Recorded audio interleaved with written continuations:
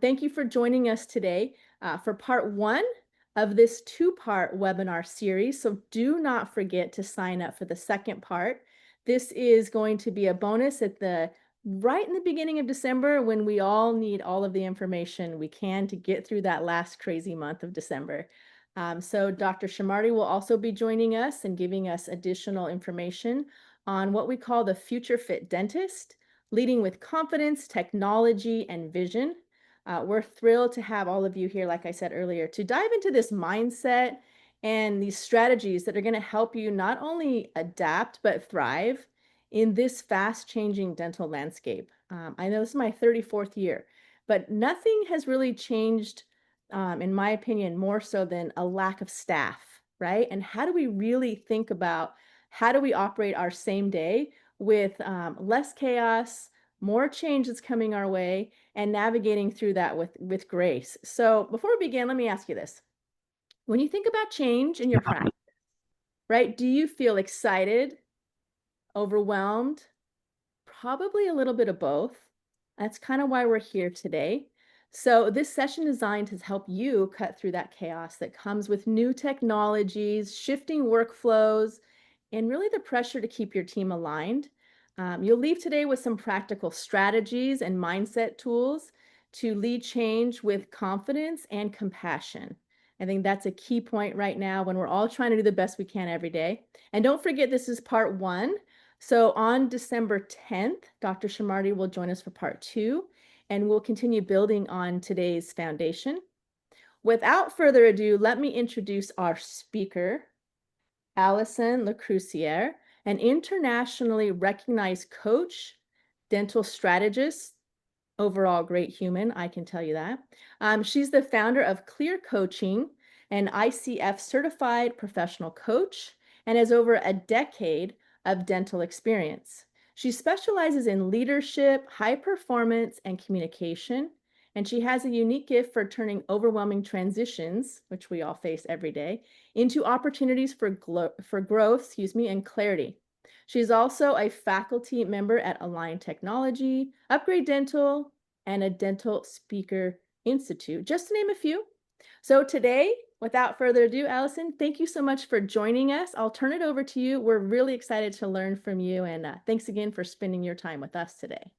Oh my gosh, it is my absolute pleasure. It is so great to be here tonight. And truly, this is one of my favorite topics, and you will soon learn why. So, would love to keep this interactive because that is actually how we learn the best when we are communicating, when we're having a dialogue, a conversation about a specific topic. That's actually how our brain learns and integrates the best. So, I would love, we have Gianna, who has shared where she's coming from, but no one else. So I would love for everyone to just type in the chat where you're coming from tonight.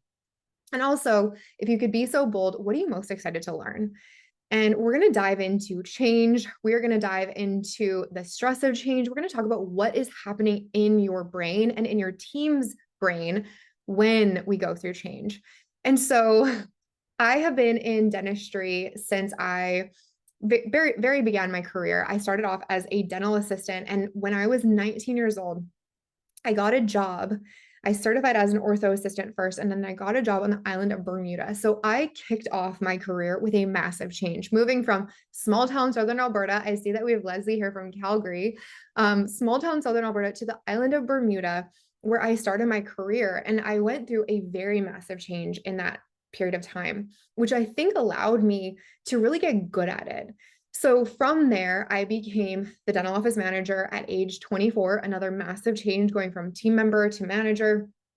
I became a certified professional coach through IPEC.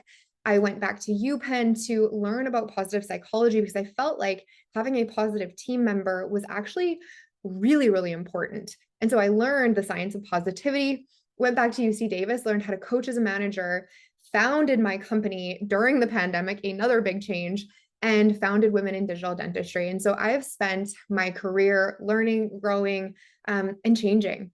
And so with that, I have become a bit of an expert in helping teams really learn how to cultivate change first within themselves and second within the practice. Most recently, I went to MIT and I got a certification in AI for business and entrepreneurship. So I am very, very excited to talk about AI tonight and how that is changing the landscape of dentistry. But most importantly, I'm here and excited to talk about you, because that is the most complex portion of change. So I had a business mentor come to me, and he has, sold big companies and has done a lot in his career, and somebody I deeply respect. And he said, Allison, you need to sell your marketing agency. And I, at the time, owned a pretty successful marketing agency that I felt like I was doing pretty well. And I'm like, no, why? And he said, because AI is coming and you're not going to be able to adapt as quickly as you're going to want to within the marketing changes of the world. So I think you should sell that. And I think you should focus on your coaching, because human experience is going to be so critical as these incredible workflows kind of take the place of these more like menial tasks. And at the time, I was like, I don't want to. But I listened to him because he said there are two businesses right now. There are businesses that are not adopting AI, and there are businesses that are adopting AI. And in 5 years from now, there's going to be one business, the business that has adopted AI. So we realize that our dental landscape, our world is changing at the speed of light right now. And change is no longer optional, it is inevitable. And I don't say this to bring any fear or scarcity to it. I say this because it's one of the most exciting times in our lives and in history to see this technology change. And so when we look at businesses that are kind of digging their heels in and not wanting to adapt and wanting things to stay the same, they really aren't going to be the ones in 5 years from now that are thriving. And so when I was in the dental office and I was a manager, one of my favorite things to do was look at the opportunities for change. How do we get to change? How do we get to navigate different ways to make our practices better? And I had an appetite for it. And I'm going to teach you how to have that appetite strategically and systematically so that in any phase of change that we're all going through, you feel more confident and you feel ready to adapt. And so I would love to kick this off, just like being a little bit vulnerable. Type in the chat, how do you feel about change? How do you feel about it? Just give me one word. Excited, expansive. Some people are like, let's go. Some people are like, I don't know. Just one word in the chat. How do you feel about change? Excited. I love it. So good. Excited. I feel like the people that were like signing up for this webinar, they're like, I'm really wanting to learn more. I'm really wanting to understand this. I love it. Okay. So we have excited, scary. Yep. Ready. Beautiful. Amazing. Well, first and foremost, I want to acknowledge you for being here tonight, because this could be some of the most important work you ever do for yourself and your business and your practice. Because when we manage our internal barriers to success, it will always get us to our goals and increase our confidence the fastest. I'm sure many of you have heard this before, that if we want to change something in our external world, we must first change it internally. And as a professional coach who has coached thousands of people to achieve their goals, to step into new and different and exciting things, this is one of the most important things you can do is first look at yourself. How do you think about this? How are you managing your own emotions around this and learning the skill set specifically that will allow you to change with ease and confidence? And I want you to know that 96 to 98% of our success will come from your mindset, not your skill set. If you're in dentistry, you are skilled. You have passed the, designation, whether you're a dental assistant, you're an administrator, you're an office manager, you're a hygienist, you're a dentist, whatever role you're in, you are skilled. The way that we get to that next level is when we dial up our mindset. So this is my family. This is in Southern Alberta, a very smoky summer. As you can see, there are fires up there in the summertime sometimes, but we did this beautiful photo shoot. I have three brothers, and as we were growing up, when we were kids, we moved around a lot because my dad kept getting promoted and promoted and promoted in these different roles. And one of the things that my brothers and I have noted is that we're really adaptable to change because it's something we have gotten used to, and we see it as a skill set of ours. Now, I don't know about any of you, but I have a favorite brother, and this is my favorite brother, and he is a neuroscientist. And so when I started becoming an executive coach, teaching practices, teaching teams, teaching leaders how to change, we got together and we figured out what happens in the brain specifically when we're going through change. So I want to teach you that tonight and show you what's actually going on in your brain when you change. The other thing that I want to share with you is, as a volleyball player who played for the island of Bermuda, we were able to consistently iterate, change, and be prepared for what was coming next through some of these techniques. So some of these techniques I'm going to teach you were from being a national athlete for many years for the island of Bermuda, from moving from different places, different countries, from moving different positions in my life. All of this has come together to help me be supportive to you to make a change. So I would love to hear in the chat right now, what change are you trying to make in your practice? What are you looking to do? Implement technology, integrate new team members, grow your production? Type in the chat, what is the change that you're wanting to make? And what we're going to learn tonight, what we're going to spend our time on, is really how to lead change with confidence. We are going to change anyways. Change is inevitable. But how do we lead with confidence instead of fear? How do we effectively take our team to go through change and transition using neuroscience, understanding what's happening in the brain? I want to help you reduce the stress and the friction in your practice. This is something I see practices that are incredible in their patient care. And when it comes to different systems or processes, they experience more stress and friction than they need to. So I want to teach you how to calm the chaos, create clarity, and communicate compassionately so we can smooth out that implementation process. We're going to talk about AI. I love AI. I have been having so much fun with it. There's going to be some prompts I'm going to share with you later just as a bonus. And we're going to talk about some of the really cool things that I see Pearl doing each and every day for practices to make their lives easier. And then finally, we're going to talk about a team culture that embraces innovation. When I was managing my practice, I was the youngest person in the practice, 24 years old. Everyone was older than me. And I was really at a point where I'm like, how do I help everyone understand that we're going to change? We're going to change software. We're going to change technology. And what we did through everything I'm going to teach you tonight is we actually created a culture that embraced innovation. So anytime we got to implement something new, change a process or system, my team, at first, they were like, whoa, whoa, whoa. But as we moved along with these implementation techniques and this cultural change, they were excited about it. So just type a yes in the chat if you would be pumped, if you would be excited for your whole team to be excited for change. I'm just going to check on in the chat. I see we have some integration of new tech and increased production. I love that. Technology, grow production, efficiencies, and educate patients. Oh my gosh, I've got a hygiene manager with 21 offices. Holy smokes. I love this so much, Gianna. You are so cool. Okay, we're going to dive in. So let's first talk about why change is hard for your brain. So one of my favorite things to share with all of the practices that I teach and lead is that we can't not honor our human being. We are human beings first. We are professionals second. We can't out-human ourselves. And our body is hardwired to stay safe. That is our number one priority with our body, with our biology. We are looking for risks at all times, and we are hardwired to stay safe. And so when we look at change, the fear center of our brain will be triggered when we face unfamiliar situations. This is why somebody could achieve their wildest dreams. They truly could have everything that they want happen to them. You hear this like when people win the lottery or, when everything great happens for them, it's actually really stressful because their whole life changes.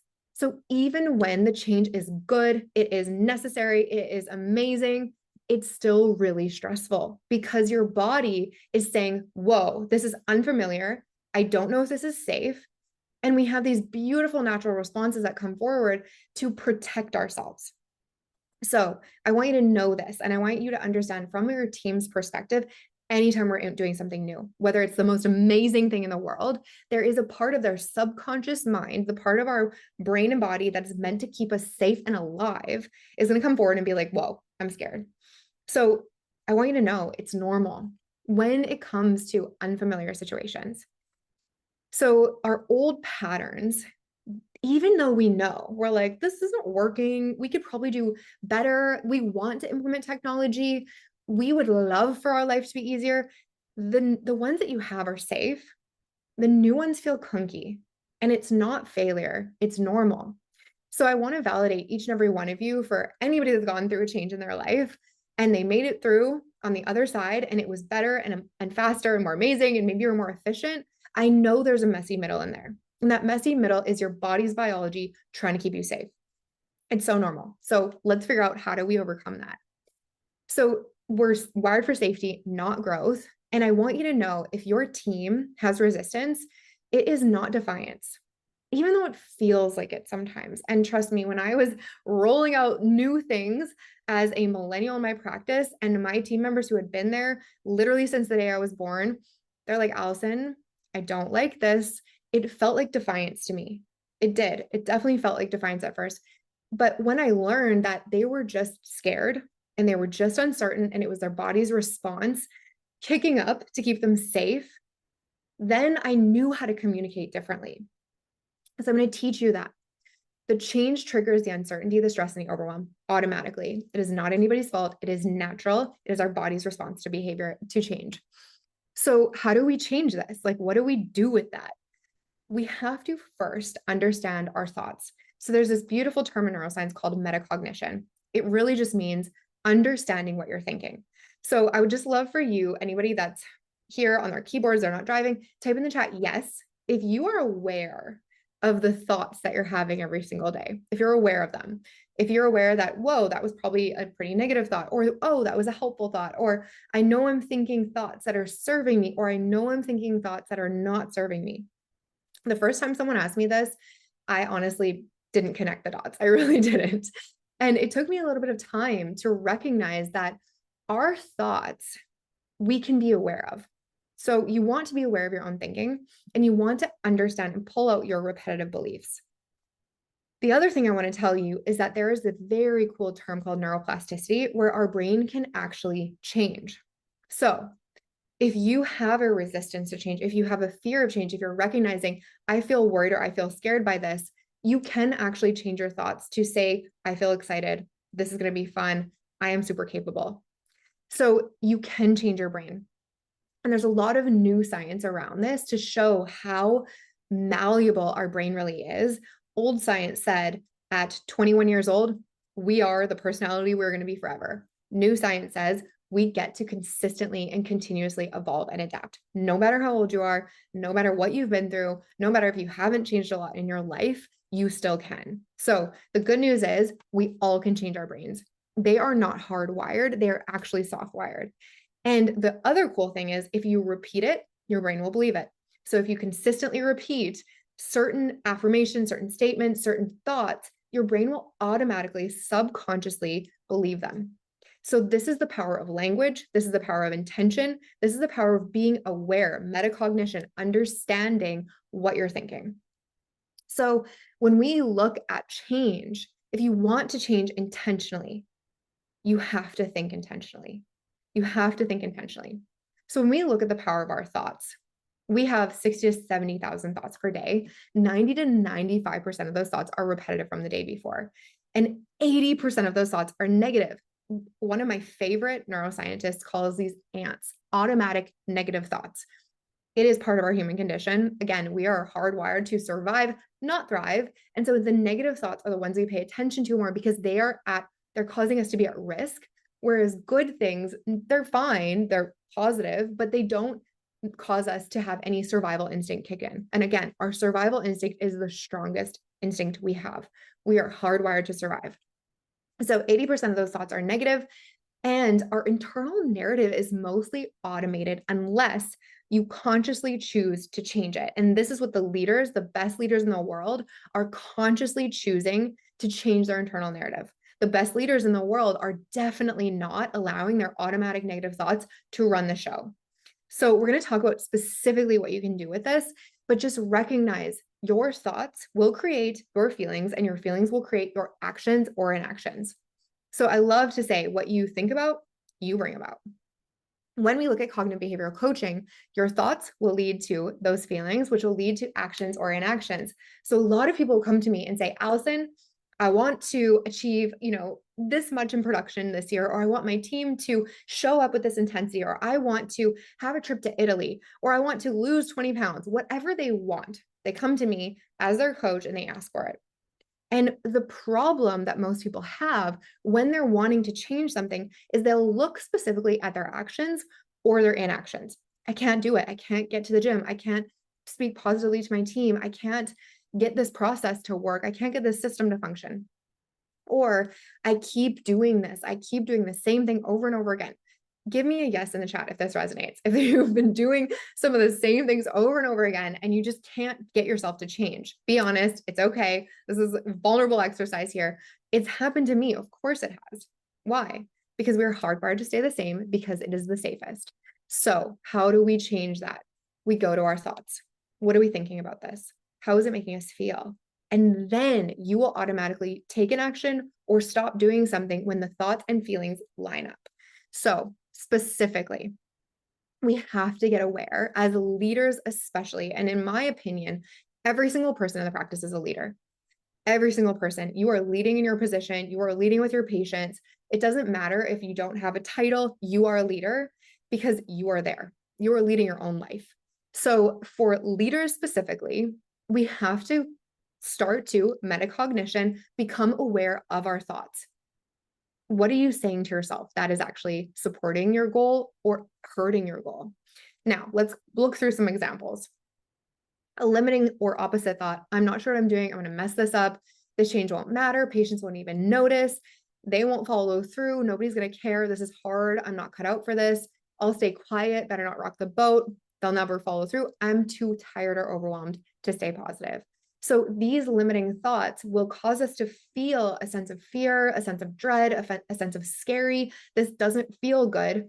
So when you go to actually do the change, it's going to feel really, really hard, not fun. It's probably going to be like you're not going to be able to learn as quickly as you'd want. Now, if you consciously choose a different thought, I lead with clarity. Every change we make today is going to elevate our care. I trust my team. I embrace change. I commit to following through. We're going to create excellence every single patient, and I bring positivity. If you could feed yourself these thoughts every single day, you will feel way better and you're going to be able to change faster. So, what actually happens to our brain when we think thoughts of negativity? Again, type a yes in the chat. I love Gianna here, just like given a lot of interaction. You're amazing. When we think thoughts that cause us to be scared, type a yes in the chat if you've ever thought a thought that caused you to be physically scared. Like you taste the fear in your mouth, your heart starts to race, you feel anxiety. Maybe you're thinking like, I'm going to fail this test, or what happens, what's going to happen when I do this? You think a thought that actually makes you scared. Most people do this almost every day. You activate your limbic brain. So your body goes into protection mode. Protect, run away, freeze. This is why if you ever get into a difficult or challenging conversation, you might totally lose your words. You go into foggy cortisol-induced thinking because you're using the part of your brain that is purposefully putting blood to your extremities so you can run away, fight someone, or just stay as still as possible to avoid being eaten or killed. That's effectively a very old, very important response in our body. It's still happening even when we're talking about technology. So, how do we keep ourselves in the prefrontal cortex? This is where all of our best thinking happens, our collaboration, our co-creation, and our creativity. So you can tell when you've had a team meeting that goes really, really well, everyone's vibing, they're giving ideas, they're working together, you're getting best thinking. That is because the team is using this part of their brain. If you have team members doing this, looking away, hiding, not saying anything, it's because they are in a fear response using this part of their brain. They're really not even understanding what's happening in their body. And this happens, unfortunately, so often in the dental office. So we as a team, as a leader, as a conscious human being, want to keep our team in their prefrontal cortex so that they can actually bring their best ideas forward. And this when I learned this, I remember being like, that's why I forget what I'm going to say every time I'm in like a disagreement or an argument, because my body is literally preparing me to run away, to fight, to freeze. And it's a beautiful body response, but we don't need it. We don't need it in our corporate world. We don't need it in our dental world. So, how do we get out of it? If you feel or notice, which I want you to do after this lecture, when you notice you're in that response, this happens when we have a disagreement with our significant other, if we get cut off in traffic, like it happens all the time during our day. You need to get out of this negative response. You need to get out of it so you can get back to your best thinking. So one of my mantras is if it feels heavy, put it down. When it feels light, pick it back up, especially when we're integrating new systems. If you're feeling like you're butting your head against a wall, learning something, trying something, take a walk, come back. Your brain will be in a different position. So use somatic exercises, deep breathing, take a walk. You can journal, talk to someone in a positive way. Don't talk to someone in a negative way. This is going to help you get the cortisol out of your system, and it's going to move you forward. So in every single team meeting I'm hosting, in every single lecture I host, and every single time that I want people to be optimized, I get them to laugh, I get them to breathe, I get them to take a walk, because I know it's going to get them into the best brain. So whenever you're implementing technology, start here. So let's move into the most powerful perspective we can have about change. Now, I like to liken perspective to a pair of glasses. If I was going to put on a pair of glasses with a blue lens, I would see the world as blue. If I was going to put on a lens or a pair of glasses as red, the world would look red to me. We can change our perspective. If someone has a negative, like let's say they put their negative glasses on and they're looking at everything in their practice with negativity, with pessimism, with like skepticism, that is a lens, that is a perspective. They can change it. And so I always share with team members and with leaders and practice owners, you are responsible for your perspective. You are responsible for it. You can change your perspective, and you can choose a perspective that will lead you to success, or you can choose a perspective that will lead you to challenge and resistance and hardship. You get to decide. So let's talk about what the most powerful perspective we have. The first one is acknowledging that we are human beings first, professional second. And just know what natural responses you're going to have when it comes to change. Recognize that we are human beings. Oh, I'm going through an amygdala hijack. I'm in my limbic brain. I'm just afraid of this. That's okay. Let me breathe through it and recognize what's happening in my body. Choose a different thought and move forward. We're human beings and professional second. Honor that. The second thing is to create the best conditions for your brain to function. You got to take care of yourself. If you're not sleeping, drinking water, eating, exercising, your brain will not be in the best condition to function. You're just going to feel bad. And then we have to make it easy and make it consistent. So break down any change into small daily habits that you're going to move forward incrementally. If you want to, I don't know who made this statement, but I'm going to say it. If you want to eat an elephant, you do it one bite at a time. If you want to implement technology or make any changes in your practice, you implement small daily habits that equal massive success. So if Gianna leaves this lecture today and she goes in and implements one small thing a day for the next year, her practice will be completely different in a year from now. And that small incremental change over time causes the team to feel safer. So we don't want to rip the rug out. We don't want to say, let's try everything all at once immediately. We want to say, let's try this. Let's see how it goes. Let's experiment. Let's see how it goes. Let's make this easy and make it consistent. And I love to tell my teams, everything is an iteration. Everything is an iteration. The world we live in, the only constant is change. So let's get really good at it and let's have fun with it. So when we look at your perspective, it changes your reality. You can have two team members in the practice. One is pumped and excited to implement AI and they can't wait. And then the other one's like, nope, this is scary. I don't think I can do it. Their realities are very different based on their lens. So how do we consciously cultivate a lens that really supports this change? Now, if you've ever had this victim perspective, there's no judgment. Don't make yourself wrong for it. Everyone can have it at points in their life. But I like to kind of categorize this. And I want you to know there's a difference between a victim perspective and an actual victim. We're not talking about actual victims. We're talking about the lens, the glasses of a victim. And we put these glasses on when we feel like it. So if you have someone in your practice or you have been this way, these are the things that you'd say to yourself. I have no choice. I never get a break. It always happens to me. You feel guilty all the time. Maybe you are stuck in the past. Well, the last time we tried to make this change, it didn't work. You replay events in your mind, wishing you'd acted different. I wish I would have done that different. I wish they would have done it different. Effectively, the victim perspective, if you can resonate with any of these, again, no judgment, but just know that this is the lowest energetic perspective. This is a perspective of no agency. This is a perspective of giving your power away to someone else. And everyone can choose a different one. So if you've resonated with this and you're like, oh, it's like she's calling me out, no judgment, but I want you to know that this is not the truth. This is the perspective or the lens you're looking at.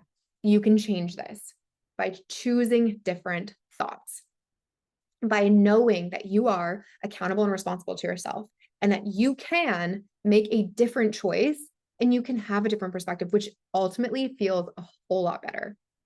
If you have someone in your practice like this, which I mean, sometimes they do, sometimes they don't, with these people, we don't resist them. We just help them see they do actually have choice. They do get a break. Things are happening for them, not to them. And this is where we have really powerful coaching conversations that I'm going to share with you, some prompts, some statements that will help somebody like this in this lens, in this perspective, move past it. So that is the least powerful perspective you can have. This is the most powerful perspective you can have. Having a growth mindset. What does a growth mindset mean? It means that you cannot fail. You can only try. You can only try. There is a beautiful book called Mindset by Carol Dweck. Highly recommend it if you're a reader. Growth mindset means the only way you fail is if you give up. So when you go into trying something new, you know, I'm not going to be perfect, but I'm just going to try. I cannot fail. The only way I fail is if by not trying. Growth mindset, very powerful. The second thing is being kind to yourself. Being kind to yourself. I have implemented technology that the first time I tested out, I was literally sweating because I was nervous. I was nervous that it wasn't going to work. I was nervous of all these things, but I was kind to myself. That was the most important part. Allison, you're going to do it. You're going to do great. Let's try it out. Let's make this happen. Let's see how good we can get at this. Be kind to yourself when you're going through change, because again, your body is trying to survive in this moment. The third thing, have a 1% difference. Choose to be better 1% every day. And I say this to my teams, 1% every day. If we can just 1% better. This didn't work yesterday, that's okay. 1%, let's try it again and have fun with it. Again, so many of our team members, including ourselves, want more validation for the work that they're doing. Give it to them. Try to find ways to uplift your team members, being 1% today. You did it. You tried this new thing. Break it down. And then finally, let yourself be a beginner. I see so many super smart people, incredibly brilliant people, not even want to try something because they're afraid of failing at something they've never done. Let me say that again. We can be afraid of not being an expert at something we've never done. When you're trying something new, you are a beginner. So I say to myself, I'm going to be the best beginner there ever was. I'm going to begin this and I'm going to be the best there ever was. Say that to yourself. Say that to your team. Be the best beginner you can. You're going to be amazing. I trust you. I believe in you. Let's do this. So this is the opposite of a victim perspective. This is the most powerful perspective you can have.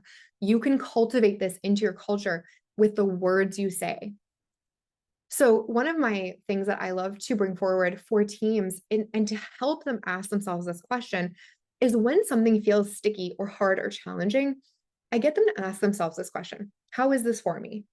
How is it for you? We're making a change in the practice. How is it actually for you? And get them to think about the responses. The other thing I love to ask is, what is the opportunity here? So let's say in the practice, something goes wrong. There's a mistake. There is a patient that's unhappy. And we talk about it at the end of the day. My question for everyone is, what is the opportunity here? Is there a system we can fix? Can we learn something different? Is there a boundary we need to hold with a patient? Is there a scheduling adjustment we can make? We can always learn from this. And when we ask these questions to our team members, instead of blaming someone, we say, what did we learn? What was the opportunity? How are we getting better from this? And that creates a culture of trust and safety. So, how is this for me? What is the opportunity here? Two really powerful questions you can ask yourself.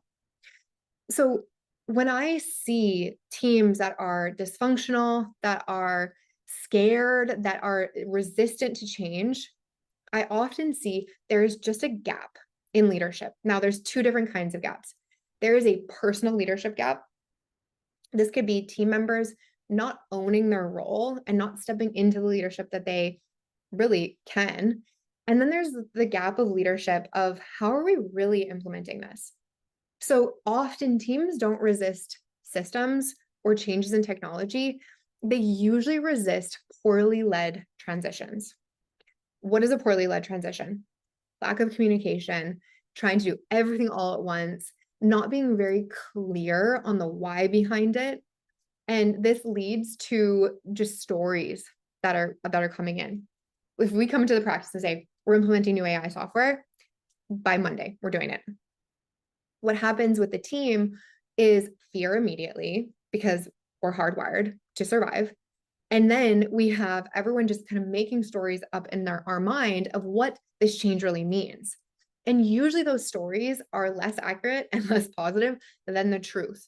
The truth is we're going to implement this. It's going to be better for our patients. It's going to make your life a whole lot easier. So you get to focus on the things that are really important in the practice. That's the truth. Most people don't explain it that way. So if you're noticing resistance, and again, I learned this at age 24, trying to lead my team through a software change, new team change, all sorts of change. I learned this the hard way. So I got really good at communication because I was really bad at it at one point. So if you're like, this sounds all foreign to me, test it out, try it out, just experiment with it. Try out the terms that I'm going to say in your own voice and just see how it flows. There's no risk to this. The other thing is leadership isn't about control. It is about creating safety and clarity. So safety comes from awareness, from transparency, from clarity of what the expectations are, how this is going to benefit them. We want to create a sense of safety for the team by providing a clear direction that everyone gets to contribute to. We don't want to micromanage. We don't want to not trust that they're going to do well. We want to trust that they're going to do a great job. And then we want to verify that it's being done the way that we want. So it really is about creating that safety and that clarity. And then the other thing is great leaders will tell a story or explain something in a way that gets everyone excited about it. So this is where you get to practice standing in front of your team, explaining something in a way that's going to be able to make it non-threatening. So the good news is we're going to implement new technology that's going to make our lives easier and help us focus on the things that really matter, which is patient relationships. And I'm so excited for each and every one of you to become masters at this technology so that you can enjoy your job more. Because who enjoys insurance verification? These are the things that get me excited, is that we can communicate to our team to help take things off their plate. That is what technology is for. It's here to make things faster, easier, and safer. So great leaders are going to explain this as an opportunity for growth, for progression, for development. Your job is about to get better. If I came into your practice and said that, even if you had some skepticism, you'd be like, okay, I can buy into what she's saying. Let's try it. So when I hear sometimes my team isn't open to change, we're too busy for system, AI feels impersonal. No, I've tried this before, it didn't work. Let's look at the neuroscience backed approach to each of these objections. So my team isn't open to change. Have you tried using neuroscience to help your team move through that change with safety? So create safety, create buy-in, and use compassionate communication. Now that you know your team has no choice because they're humans to feel a sense of fear, as soon as you say the word change, as soon as you even suggest it, it's not their fault. We're human beings. You have to have compassionate language, especially for the team members that maybe didn't grow up with a ton of technology. The reality is they just don't have as much experience as people who grew up working with iPads. So focus on creating safety, gaining buy-in, helping them know we're going to walk you through this. You're going to be amazing. Let's do this together. And then moving into systems. My favorite quote is, if you want to accomplish something once, you set a goal.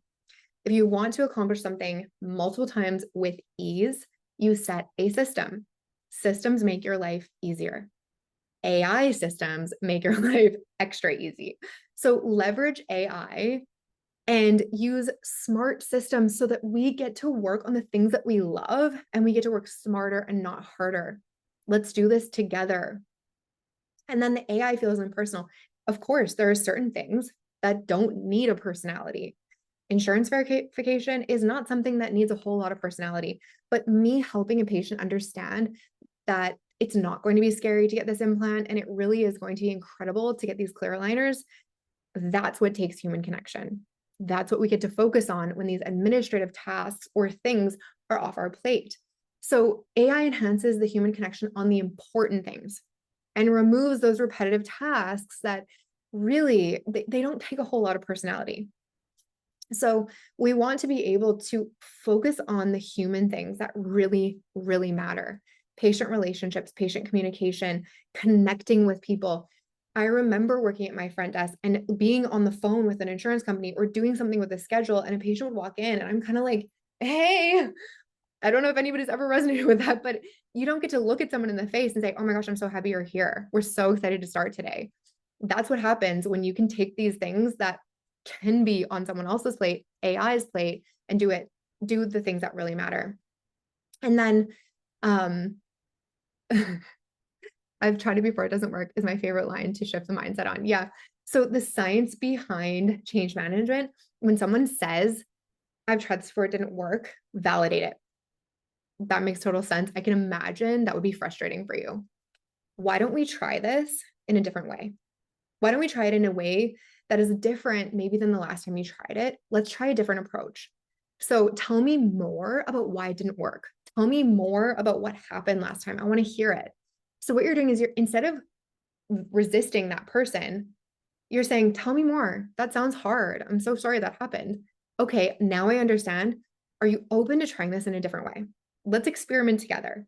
Tell me your thoughts on this. You're pulling them along as a partner rather than dragging them in forward. So anytime someone has an experience, a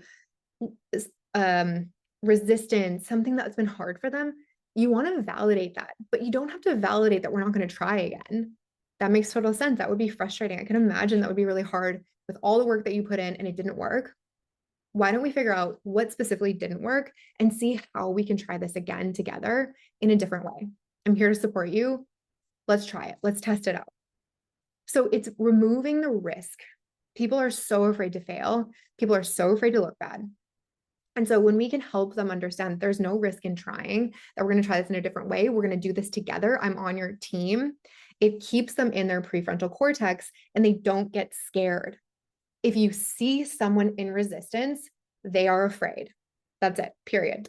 So how do we help them lean forward and take these little risks, these little steps forward where they can't fail? So it's so much about the language and so much about understanding that we're incrementally stepping forward. So I've tried this before, it didn't work. That makes total sense. I can imagine that would be really hard. Why don't we try it a different way? Let's work on this together. Use the words let's, we, ours, together. That's keeping them in their prefrontal cortex by partnering with them. So when we look at the neuroscience reframe, before you get strategic, get safe. Prioritize helping everyone know they can't fail. We're going to do this together. We're going to do this slowly. We're going to test it out. Emotion before execution. Acknowledge and address the emotional responses. When we have team members who've been in the practice for a long time who don't feel comfy with technology, they are going to have an emotional response. Acknowledge it. How are you feeling about this, Sandra? Alyssa, tell me your thoughts on this. Tell me what you're going to think about day to day. What's going to come up for you? Have these conversations. And this does not need to be the doctor. This doesn't even need to be the office manager. This can be anyone in the practice validating another person's experience. And then Stories before systems.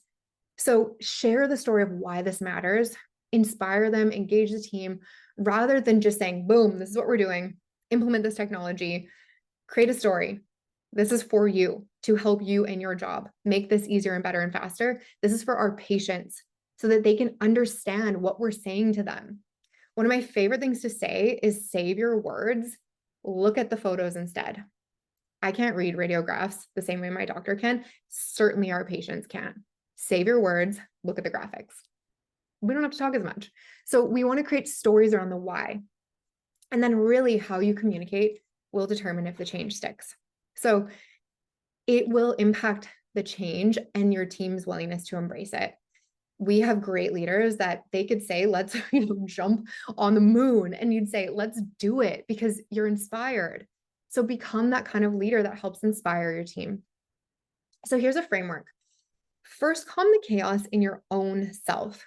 Even if you're the leader, especially if you're the leader, and you've made a decision, we're implementing Pearl, we're implementing this in the practice, there can be your own dysregulation automatically. You have to calm that first. And you do that by the thoughts you're thinking. I'm going to be great. This is going to work. We're going to implement it slowly but surely, one step at a time. Beginner's mindset. I'm going to be the best beginner there ever was. 1% difference. My team's going to love this. Regulate your own nervous system and then regulate your teams. Then we create clarity, clear steps, clear expectations. Who is doing what, when, and how? How do you feel about that? Align with the team's emotions. Honor them. Pull them out. Having somebody share, I feel scared about this, is a good thing. Tell me more about that, Alyssa. I want to hear it. Yes, okay, that makes total sense that you're not familiar with this technology. We're going to work through it together. We're going to get you the training that you need. Share with me anytime you feel that way. And then questions to ask your team from a coach approach. What makes you excited about this technology? And wait, listen to what they say. How do you see yourself leading this change in the hygiene department? How do you see yourself leading this change with your patient? How do you see yourself helping your team members once you learn this? I'm just curious. How do you see this helping you focus on higher level tasks? What are you excited now that you don't have to do insurance verification? What are you excited to work on? I love this. And the most important thing is really think about what's in it for your team. What is in it for your team? Share that because there is big benefit to implementing technology in the practice. So let's talk a little bit about that technology. So just type a yes in the chat if you are currently using generative AI. If you are like, ChatGPT is my best friend, we chat daily, I love it, it's so fun. Type a yes in the chat if you are using ChatGPT, a generative AI every day. Susan's like, absolutely not. That's totally fine, Susan. That is totally fine. I'm going to give you a prompt today to test out. So Gianna says yes. Leslie says yes. I love it. Yeah, the ChatGPT is so fun. Alyssa's like every day. Yep. It's one of those things that once you start recognizing the power of it, you're like, I can't stop. I'm going to do this all the time. I know. One time it was like a little slow on a day and I was like, oh my gosh, how am I going to live today? It's so powerful and so fun with the right perspective, And so ChatGPT, as a owner, leader, administrator, anyone in the practice can use this to assist with brainstorming ideas for marketing, creates charts, tracks employee meetings, translates natural language. I've got a prompt for you. So this is one of my prompts that I love helping my teams with, is to act as a high-level change strategist. Help me design a change activation meeting for my dental practice team. The change is implementing Pearl AI software. I want the meeting to break through resistance, anchor powerful mindset, build ownership, clarify roles. You're going to get a really beautiful team meeting with this prompt.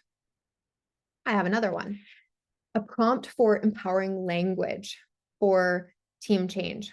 You are an elite executive communication strategist and human-centered change coach. You help leaders craft language. This is what I'm rolling out. Help me generate empowering statements. If for each statement, include a why it works from neuroscience. So use AI to help you with being the leader that you want. Now, when we look at AI in dentistry, this is where it gets really fun because again, it's making our lives easier. Just type a yes in the chat if you're already using Pearl, if you're using it already.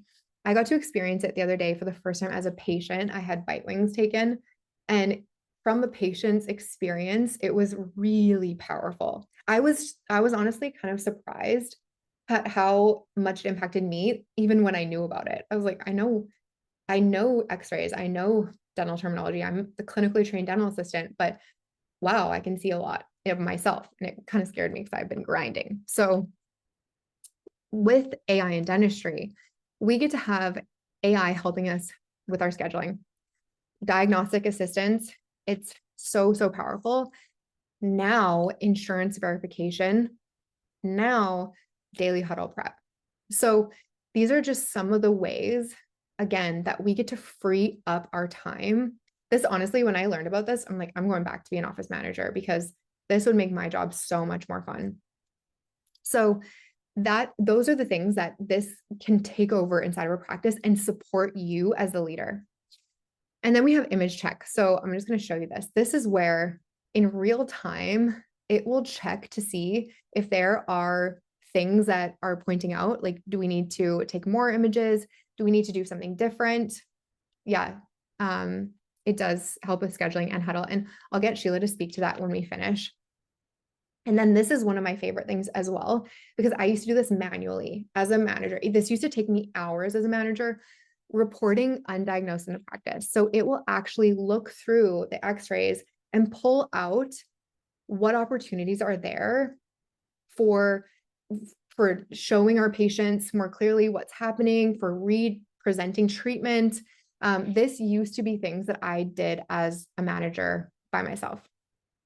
So when we look at Pearl AI from the clinical side, this is the exam preparation, the patient education. This boosts case acceptance like crazy, because when we look at the data of how patients are paying attention and trusting, patients are paying attention and trusting technology almost more, especially like the millennial and younger patients. They're trusting technology more than they're trusting people. So when we can have this information there to show them, it removes any doubt in their mind that, I can't see it. So what is it? It's right there. This is what the AI is picking up. This is what I'm seeing. And then for the administrative team, AI is helping the administrative team with claim submissions, case presentation, treatment presentation, insurance claims, email response. So yes, it's helping with scheduling and huddle. This was the most exciting thing for me though, because I coach a lot of teams and they're tired because they're literally talking to the insurance company more than they're talking to their patients. So there's an automation now for insurance verification. Also, just by the way, your insurance companies are using AI to not accept the claims. That's what they're doing now. They're finding out ways to not accept the claims. And so I love that this supports the practices to be able to support the patients in a powerful way. So this is pre-check. Again, Sheela can speak to this even more, but it has instant results where it verifies all the patients on your schedule in the next 2 weeks. So yeah, I know. When I found that out, I was like, we need to use the tools. So this achieves a 80% plus of verification rate compared to the 40 to 60 from competitors, but it is so cool to see this for team members being able to free it up. And then also for treatment planning, there's a detailed benefit breakdown, shows the coverage, and it has unlimited verification. So this to me, like when I worked in a practice, this was something my team was like just bogged down with. And so these are the things that we can help implement in a way that allows the team members to move faster, easier, and help the patients more. So it just makes me so, so excited to be able to take some of these tasks that honestly, like, I don't know, I would love to hear in the chat if anybody loves these things, take them off your plate so you can focus on the things that really matter to you. We get more verified patients, higher case acceptance, smarter treatment planning, more accurate estimates with less work. This is where we get to work smarter and not harder. And then there are printouts for claim submissions as well that show the data on the x-ray themselves, which I think is pretty cool. So I built a checklist for each and every one of you. This is a checklist that really helps when we decide, because I know that right now is a time of change. Right now is a time of trying the technology that's going to help support our practices and our patients, I like to have a checklist. So the first thing is regulate your mindset. Regulate your mindset. Automatically, change is going to make you feel afraid. How are you handling that? Are you aware of it? Regulate your mindset. Create powerful thought patterns that will help you feel empowered, that will help you feel excited. Clarify what the 3 to 5 clear steps are going to be next. Communicate to the team in a way that creates safety and excitement and buy-in. What is in it for your team to implement this technology? It's not just for fun. This is for our teams to be able to do their work easier, faster, and be able to focus on things that really matter. I loved communicating with patients. I love building relationships with patients. And I didn't like to be bogged down in menial tasks that, like, if something else can do this, I'm so grateful. And then integrate, use Pearl AI and team systems to anchor your next level practice. So we have changes right now in our dental industry. We have a lot of fast moving things. Prepare your mindset, prepare your body, prepare your team, and then incrementally implement these systems so that you can anchor into that next level practice. What would you do with your time? How would you serve your patients? How would you connect at a deeper level? How would you spend time on marketing, connection, whatever it is that you want to do when there's certain things that are causing you too much time getting in the way? And then the sustainment.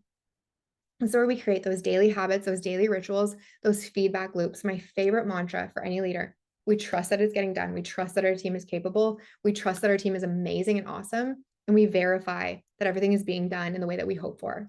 And sometimes that verification, hey, Gianna, how is everything going? What are you running into? Any trouble I can support you with? You know what, actually, Allison, I'm glad you asked because I'm not sure about this. Those little micro conversations create a culture of support, a culture of safety. And just really remember, the only reason your team is not resistant is because they're scared. Or the only reason you might be resistant to this is because change is scary from a biological level. So for yourself, if you feel afraid, change your mindset. I am capable. I am excited. I am ready. This is going to be good. My life is going to be easier. I can help more people. For your team, they've got this. They're super smart. They're super capable. I'm going to help them through it as the best leader I can. That will change your feeling and it will change your actions or inactions. So I want to thank you so much for being such an incredible audience tonight. If you want those chat prompts and my bigger checklist, that's like literally like I'm about to implement technology in my practice checklist of like what to say to your team, how to move forward, just send me an email and tell me I want the checklist. My email is allison@yourclearlinercoach.com. You can find me on Instagram, Your Clear Liner Coach. You can find me on my personal Instagram. And then if you want to book a call with me, want to chat, want to talk about any changes that's happening in your practice, please, please, please book a call. I'd love to meet you, love to chat, especially my Calgary team in the group tonight. So thank you so much. And I would just love in the chat if anybody wants to share their favorite thing about this webinar tonight. My favorite was the ants. Mm, Right? I was talking to my son the other day, I'm like, why do we always think about all these weird negative things all the time? Why is that? So it makes yeah. perfect sense, me, worrying about fear and being in fight and flight. So fight or flight mode. But yes, ants is a good way to remember to stop doing that. Yes, exactly. And you're like, wait a second, I don't have to be thinking this. So the metacognition, like you get to choose. So I love it. Gianna loves everything in iteration. So good. Yes, you will get the recording. So that's excellent. So thankful for everything you shared with us today. I'm so glad to have you here. I would encourage you to think about as a team what your goal would be, your takeaway from this meeting, and set an appointment with Allison. She's experienced what we've all experienced, right? And she has taken teams to the next level. So it's really important to invest in ourselves, but also invest in that time where you have somebody from the outside who has worked with so many different teams to be able to focus on how she can help you and get through the next level, if you will. Um, I also want to encourage you to mark December 10th on your calendar. We will have Allison back as well as Dr. Shamarty for the second part of this wonderful webinar. And also, if you're interested in looking at ways to really save time for your practice so that you can focus on your patients more, let us help you with color coding radiographs for chairside case presentation. And even I think there was it Deanna, you said? I forget her name, who has 21 offices, and that's a lot of hygienists. So let us audit the charts for you. I remember as a hygienist myself going into work early and looking through all my charts, right? Who needs x-rays? Who needs probings? Who has unscheduled dentistry? And Pearl will do that for you. In addition to that full circle, which is let's verify the insurance. So I think the important thing here as technology continues to evolve, it's really to embrace it so that we can keep the human aspect in the practice. And I think that's what's valuable is we know that to retain and grow, you have to build relationships. That comes with a lot of change management and leaning on technology to do mundane tasks so that you can actually spend time with your patients. So again, we want to thank Allison today so much for being here and sharing everything with us. We will be sending out this recording. Don't forget to mark it on your calendar while you're here for December 10th to come back and learn a little bit more. Reach out to Allison if you're interested in getting another opinion for how you can move through change, and reach out to Pearl if you'd like to get a second opinion, which is what we call our radiographic real-time patient-facing tool. Thank you again for being here. Allison, any last minute words you'd like to wrap us up with? Yeah, I would just say change is the only constant. And so just get really good at adopting and implementing it. And I'd be so happy. I just dropped my link in the chat if anybody wants to hop on a call and chat through any change they're going through with their practice. So thank you so much, Sheila. Excellent, everyone. Thank you for joining us, and we look forward to seeing you December 10th. Have a great night. Bye. Bye.